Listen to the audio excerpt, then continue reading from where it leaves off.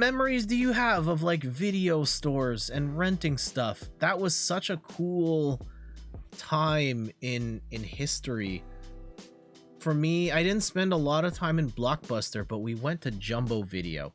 And we've talked about Jumbo Video a couple of times here for fellow Canadians that remember Jumbo Video being this just warehouse-like facility that had thousands of videos in it.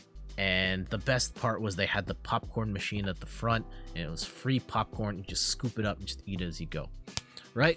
In a post-pandemic world, I don't know how comfortable I would be eating just free public popcorn that everyone handles themselves.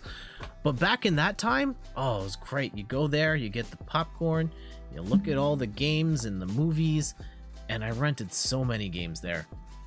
From the NES, I bought used games as well. That's how I was able to get a copy of Super Street Fighter 2 for only $30, when if you were to buy it brand new, it was going to cost you 99 Canadian, which is probably like 150 bucks Canadian now.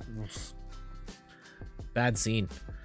Ian says there was a video rental store where I went to college, and we'd go there a lot to pick up movies to watch when we were bored. All right. Meg says my sister and I renting that terrible Super Mario movie 40 times and probably making our dad insane. You could have just bought it at that point.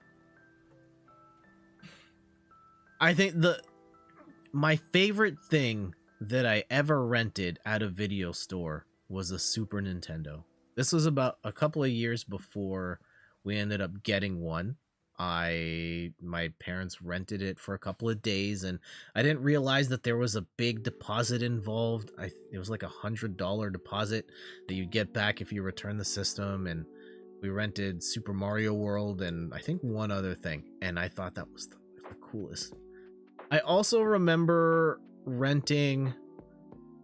There was this one horror movie that I randomly picked up because it was a movie about a guy who, you know, he's sentenced to death, and he gets electrocuted, but then he now has powers to like go through TVs and stuff. I don't know why my parents let me rent that, but that's a thing I remember watching. I remember renting a WWF pay-per-view. It was a Royal Rumble, and I watched that a bunch of times. What else? Oh, so many memories. The local mom and pop video game rental store growing up had its behind the curtain back area, which had, you know what? Oh yeah, that whole thing. I think once I was, yeah, you don't want to go back there. Don't touch anything back there.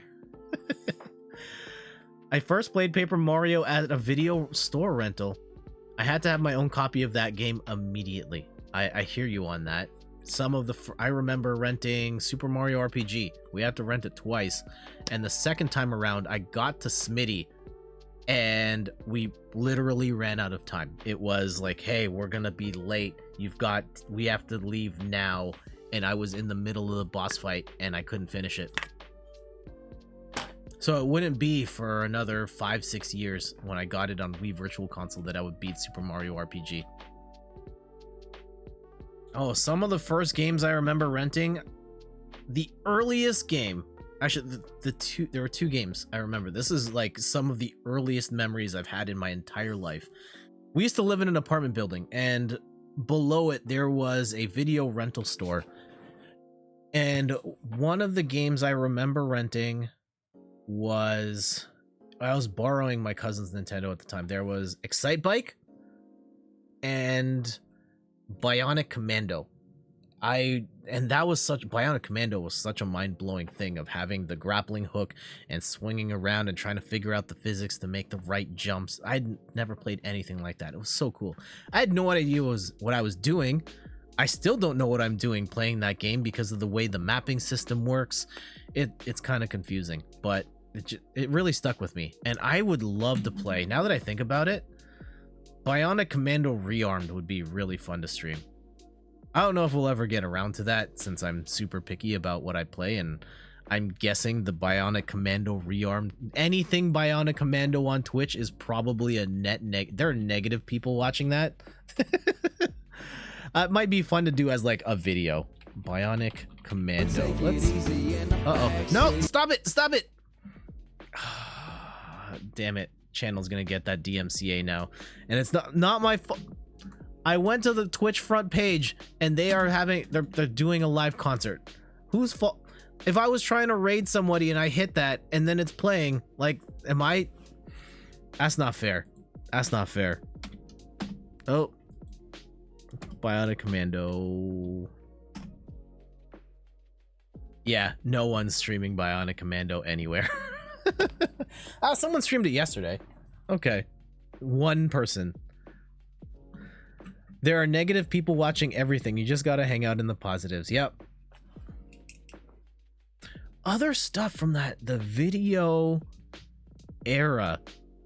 Cause like Blockbuster I didn't really go to until Steph and I started dating because she lived close to a Blockbuster.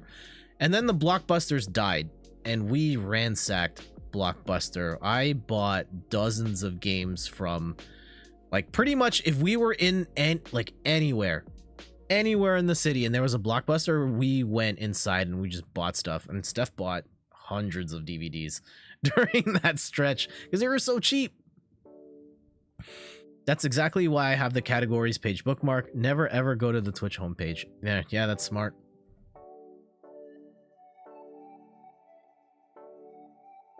Yeah, just the idea of renting stuff.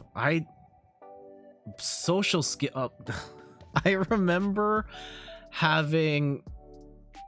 I think like I to this day I'm still not comfortable on the phone, and I remember wanting to rent Mortal Kombat 2, and my dad didn't want to just drive out to the video rental store because there was a chance that they didn't have a copy. So he was like, Jet, you're going to call the video store to find out before we go, and if they have it, you're gonna hold it for you. Ask them to hold it for you.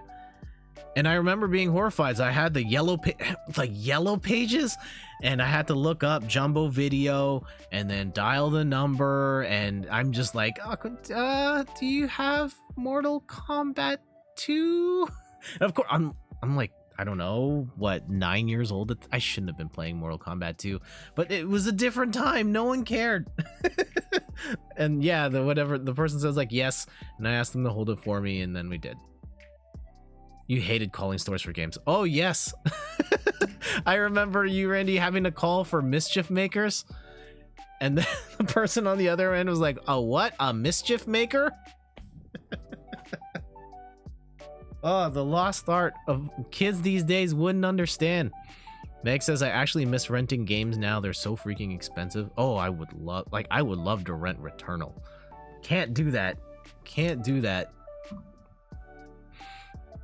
Shake Shake, yeah, that's a fun game. That would be a neat one to stream if streaming retro games wasn't such a pain in the butt. Maybe I'll buy the adapter, but I had bad experiences with the one that everybody uses. Some public libraries have video games. Yeah, our local library does. They're like 360 era at this point. Still some great games on those platforms though. Oh man, renting was fun. And you go to the store and then they have the cases like, oh, it's the last copy of Hot Game X that I'm trying to get. Great. Or the times where there was no internet, you didn't know reviews, you weren't reading game magazines back there, you just saw the boxes on the shelf and were like, this one looks cool, let's go grab this. And then you end up with, Rambo, and you don't know how to get out of the overworld. That was probably my worst experience. Rambo on the NES. I never figured out how to get out of the overworld in that game. I never you would just walk around the base and you talk to people, and I never shot anything. I never figured out how to get it out, and then I had to return it. The last public library you went to had Switch, PS4, and Xbox One games. That's awesome. Ian says, Mischief Makers is close to top of my draw streaming list just because it's so weird. It's a very weird game. And Player 2 Start says, you should do it. I would love to see a Mischief Makers stream. You don't have a legitimate copy of the game. Uh-oh. Ruh-roh. Yeah, we have that. Maybe I'll try it. Like, I have the capture card that I use. It's tucked here. The HD60S, and it doesn't have the plugs for the old consoles. The older capture card does have that, but then it's a USB 2.0 device, and it has a lot of delay. So I don't like using that one anymore. But we'll see. I see, yeah, my bitrate's jumping to like 18. It's crazy. Oh well. Other things. It's kind of a shame that culture of like renting games just doesn't exist. What? Oh, okay. If you could rent a digital game, would you do it? If they charged you, 10, 15 bucks and you had access to it for a day or two. Or I don't know what the pricing would be. Some sort of discounted rate, and you had access to it for a day or two, and then after that time, they took it off your console. Would you do that?